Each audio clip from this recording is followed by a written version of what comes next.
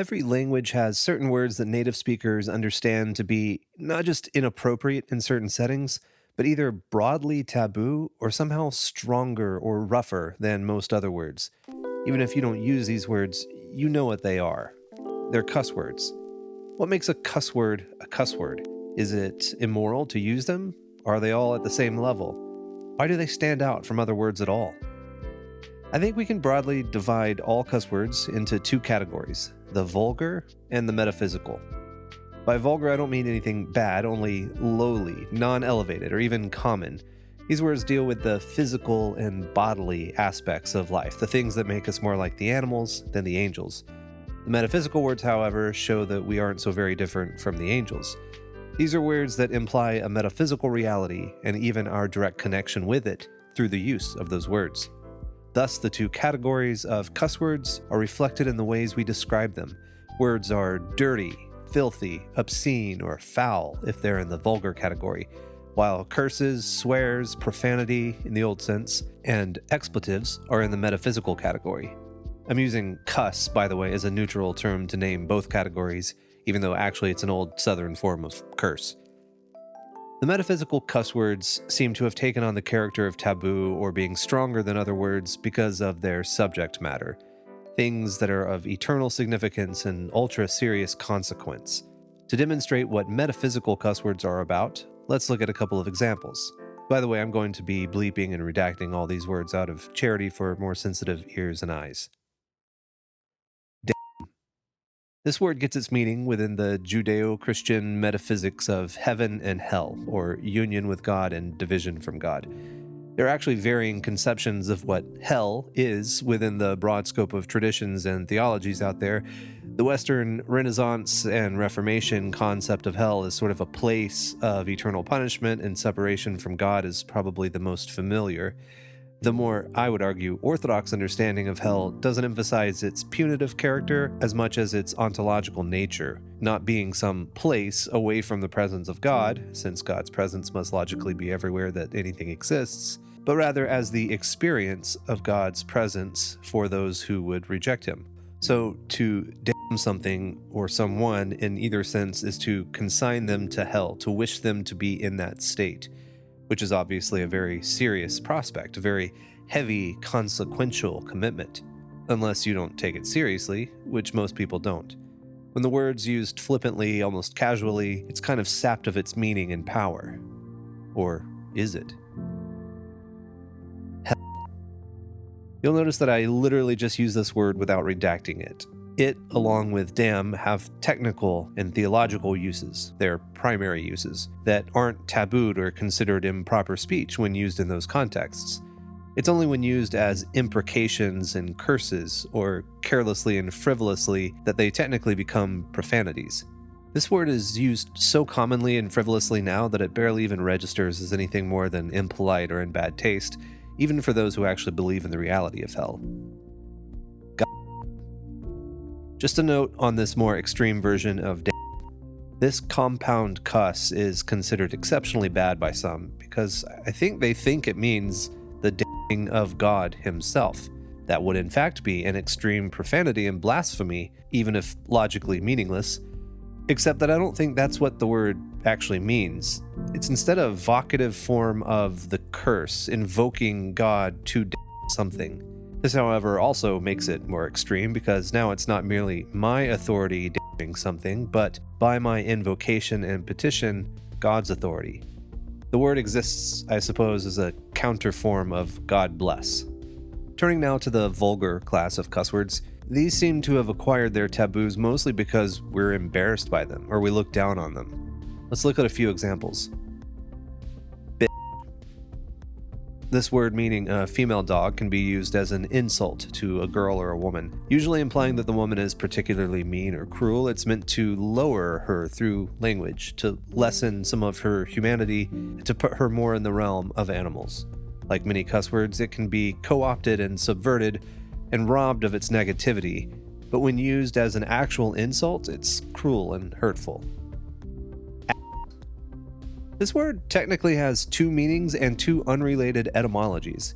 Its first meaning is merely a name for a donkey, to make an ass of oneself is actually related to this meaning. The second use is as the American version of what in Old English was ers, from Proto-Germanic arzos, meaning tail, rump, or buttocks, either degrading someone to the level of a stupid animal or by denoting a human body part that combines characteristics of the embarrassing, the sexual, the filthy, and the humorous. Is an extremely versatile cuss word. It has many derivatives and combinations, such as asshole, smart, and kick ass. It can even be used to refer to one's whole person, such as get your ass out of bed, or he's going to fire your ass. Now, getting a little more serious. From a usage note in the New Oxford American Dictionary. Despite the wideness and proliferation of its use in many sections of society, the word remains, and has been for centuries, one of the most taboo words in English. This curious mixture of extreme taboo and proliferation probably correlates to the extreme taboo and proliferation of the action the word denotes. There are a multitude of variant uses for this word now, but its primary meaning is, of course, sexual intercourse. As with other curse words in the vulgar category, this one emphasizes an aspect of our physicality. But strangely, it isn't the mere animal sexual instinct that makes this word so taboo. It's the overtones of violence, harshness, and willful impropriety that gives this word its jarring feel. Human sex can, after all, be elevated to realms of beauty, propriety, sanctity, and creativity, but f***ing rejects the elevation of humanity. Animal sex is just instinct and biology, so animals don't Only humans are high enough to sink that low. You would think the gravitas of the metaphysical curses would make them more taboo than the mere crudeness of the vulgar words. But as I've indicated, even the vulgar words affect our spirits. Sins against charity are involved with the insults that some of them can be. The dignity and modesty of the human body can be injured by some of these words, especially our base slangs for body parts. And the intuitive shame we feel in sinking below a dignified human sexuality, and especially the high standard of Christian marriage, continues to imbue the word with a caustic negativity. In a sense, all of these words are metaphysical to a degree, because they all imply a moral order, something animals know nothing of. They all offend against something not by their vulgarity, but by their cruelty or immodesty or illicitness. It's a rare thing indeed for any cuss word to remain largely free of any moral entanglements. Which brings me to my favorite cuss word. Defecation. It's one of the most ubiquitous and unpleasant realities of life. From birth, we're all little poop machines, and we continue pooping our entire lives. For most of our agrarian history, we've literally had to shovel.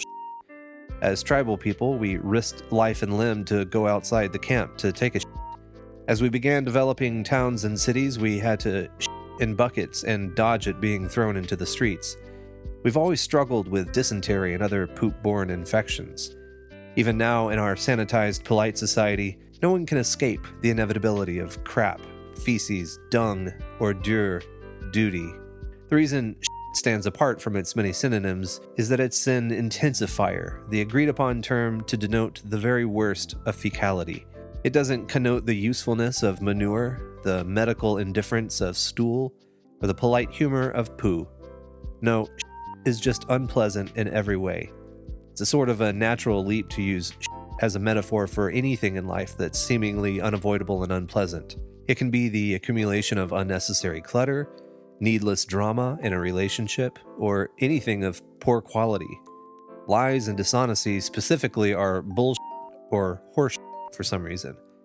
In our beautiful yet fallen world, filled with both love and hate, hospitals and bombs, newborns and Alzheimer's disease, we need a word to express our strange station as rational animals, as neither apes nor angels. What word, what reality keeps us so grounded in our bizarre shared condition, whether we're bums or billionaires, the picture of health or at death's door, than that most ridiculous, disgusting daily dose of humility? There is no insult involved in the word because we all use it as equals. We all share this existence. There's no moral component in only an existential angst. At its core, like death, is a great equalizer because and death are related. Both are indicators of our imperfect relationship with the physical order, such that we metabolize what we eat imperfectly, leaving a remainder, i.e., and by that metabolic imperfection, we also age and die. So when we call out for what it is, we almost curse death. The word is rightly improper and impolite to use in certain contexts, but I believe in a great many contexts, it's appropriate, meet, and right. And that's why it's my favorite cuss word. No